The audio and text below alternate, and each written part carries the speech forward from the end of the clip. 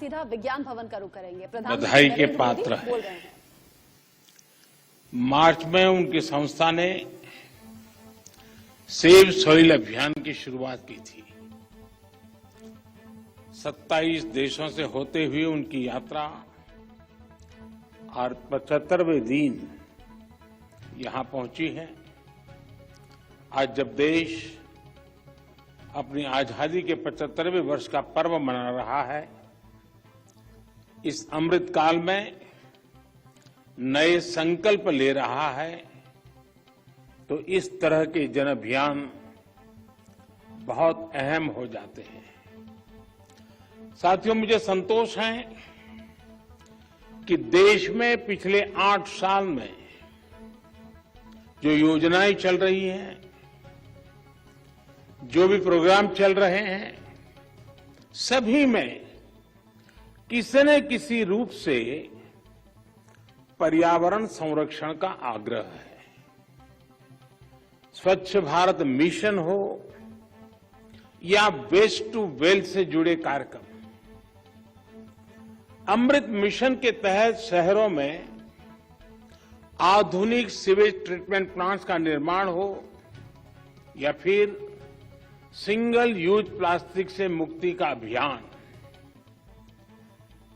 या नमामि गंगे के तहत गंगा स्वच्छता का अभियान, one sun one grid solar energy पर फोकस हो या इथेनॉल के उत्पादन और ब्लेंडिंग दोनों में वृद्धि, पर्यावरण रक्षा के भारत के प्रयास बहुआयामी रहे। और भारत ये प्रयास तब तक कर रहा है जब दुनिया ने, आज जो क्लाइमेट के लिए दुनिया परेशान है, उस बर्बादी में हम लोगों की भूमिका नहीं है, हिंदुस्तान की भूमिका नहीं है। विश्व के बड़े और आधुनिक देश न केवल धरती के ज्यादा से ज्यादा संसाधन का दोहन कर रहे हैं, बल्कि सबसे ज्यादा कार्बन एमिशन भी उन्हीं के खाते में जाता है। कार्बन एमिशन का ग्लोबल औसत प्रति व्यक्ति 4 टन का है, जबकि भारत में प्रति व्यक्ति कार्बन फुटप्रिंट प्रतिवर्ष आधे टन के आसपास ही है। कहां 4 टन और कहां आधे टन। बावजूद इसके भारत पर्यावरण की दिशा में एक होलिस्टिक अप्रोच के साथ न केवल देश के भीतर बल्कि वैश्विक समुदाय के साथ भी जुड़ करके काम कर रहा है। अंतर्राष्ट्रीय स्तर पर भारत ने coalition for disaster resilient infrastructure CDRI और जैसे अभी सदगुरु जी ने कहा, इंटरनेशनल सोलर अलायंस ISA के निर्माण का नेतृत्व किया है। पिछले वर्ष भारत ने यह भी संकल्प लिया है कि भारत 2070 तक नेट जीरो का लक्ष्य हासिल करेगा।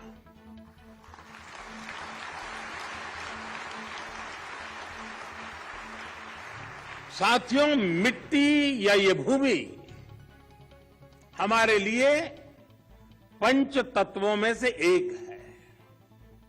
हम माटी को गर्व के साथ अपने माथे से लगाते हैं। इसी में गिरते हुए, खेलते हुए हम बड़े होते हैं। माटी के सम्मान में कोई कमी नहीं है। माटी की अहमियत को समझने में कोई कमी नहीं है। कमी इस बात को स्वीकारने में है कि मानव जाति जो कर रही है उससे मिट्टी को कितना नुकसान हो रहा है, उसकी समझ का एक गैप रह गया है। और अभी सदगुरु जी कह रहे थे कि सबको पता है समस्या क्या है। हम लोग जब छोटे थे तो सिलेबस में किताब में एक पाठ्यक्रम के में एक पाठ पढ़ाया जाता था। गुजराती में मैंने पढ़ा है, बाकियों ने अपनी भाषा में पढ़ा हो शायद। कहीं रास्ते पर एक पत्थर पड़ा था, लोग जा रहे थे, कोई गुस्सा कर रहा था, कोई उस पर लात मार देता था। सब कहते थे देखिए किसने पत्थर रखा, कहां से पत्थर आया, दे समझते नहीं वगैरह। लेकिन कोई उसको उठा करके साइड में नहीं रखता था। एक सज्जन निकले, उनको लगा कि चलो भाई सदगुरु जैसा कोई आ गया होगा।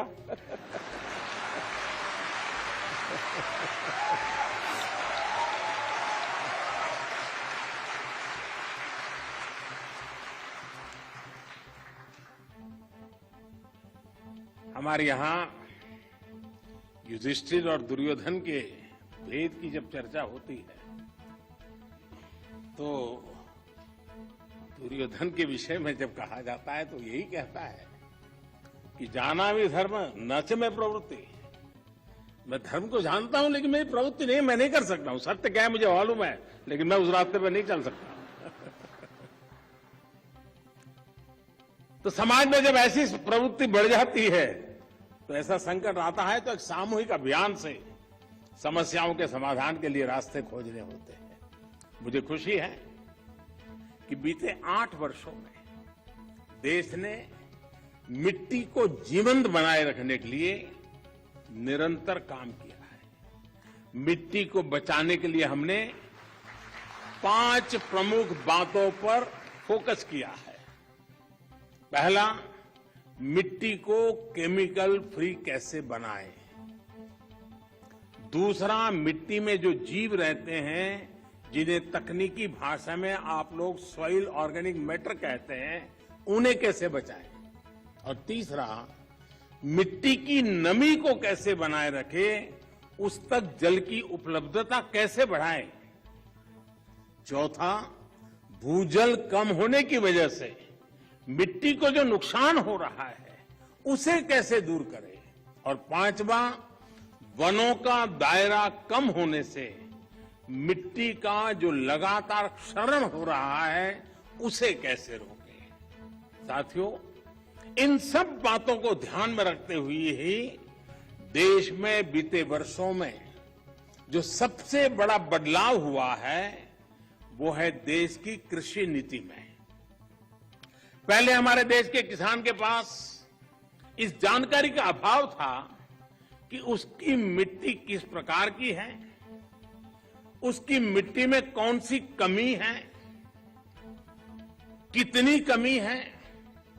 इस समस्या को दूर करने के लिए देश में किसानों को सॉइल हेल्थ कार्ड देने का बहुत बड़ा अभियान चलाया गया।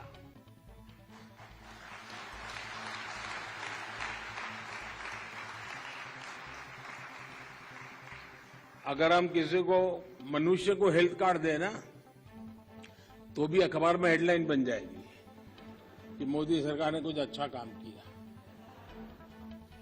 ये देश ऐसा है जो सॉइल हेल्थ कार्ड दे रहा है, लेकिन मीडिया की नजर अभी कम है।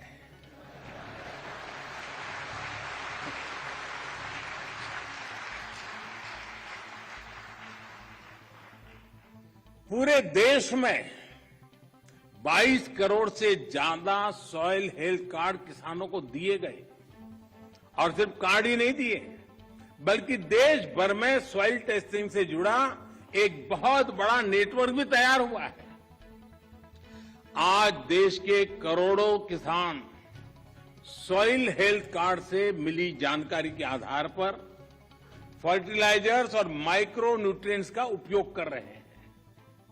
इससे किसानों को लागत में 8 से 10% की बचत हुई है और उपज में 5 से 6% की बढ़ोतरी देखी गई है।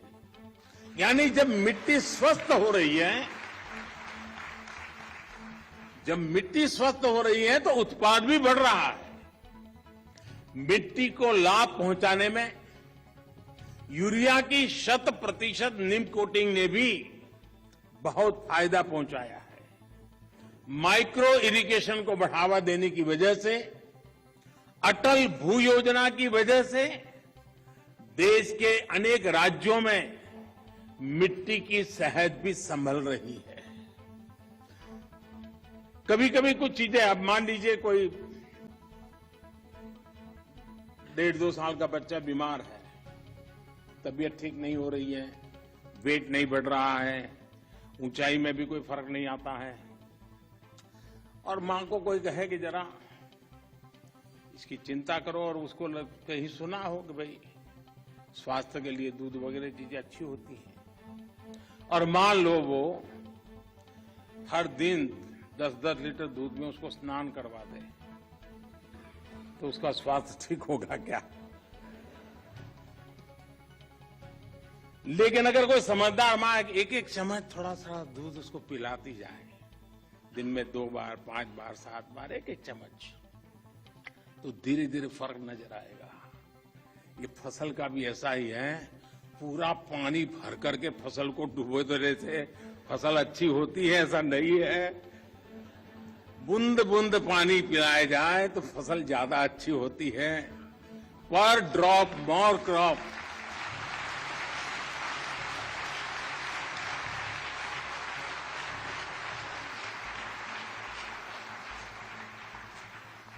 अनपढ़ मां भी अपने बच्चे को 10 लीटर दूध से नहलाती नहीं है, लेकिन पढ़े लिखे हम लोग पूरा खेत पानी से भर देते हैं।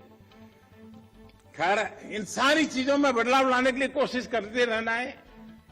हम कैच द रेन जैसे अभियानों के माध्यम से जल संरक्षण से देश के जन जन को जोड़ने का प्रयास कर रहे हैं।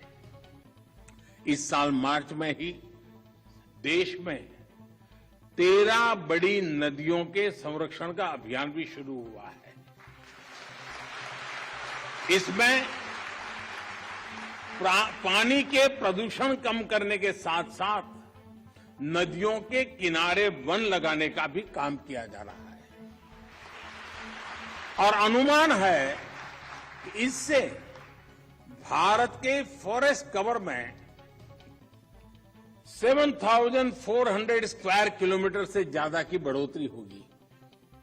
बीते 8 वर्षों में भारत ने अपना जो फॉरेस्ट कवर 20,000 स्क्वायर किलोमीटर से ज्यादा बढ़ाया है, उसमें ये और मदद करेगा। साथियों, भारत आज बायोडायवर्सिटी और वाइल्ड लाइफ से जुड़ी जिन नीतियों पर चल रहा है, उसने वन्य जीवों की संख्या में भी रिकॉर्ड वृद्धि की है। आज चाहे टाइगर हो, लायन हो, लेपर्ड हो या फिर एलिफेंट, सभी की संख्या देश में बढ़ रही है। साथियों, देश में ये भी पहली बार हुआ है जब हमारे गांव और शहर को स्वच्छ बनाने, ईंधन में आत्मनिर्भरता, किसानों को अतिरिक्त आय और मिट्टी के स्वाद के अभियान को हमने एक साथ जोड़ा है। गोवर्धन योजना ऐसा ही एक प्रयास है। और जब मैं गोवर्धन योजना बोलता हूं तो कुछ सेक्युलर लोगों को सवाल उठेगा कि ये कौन सा गोवर्धन ले आया है, वो परेशान हो जाएंगे।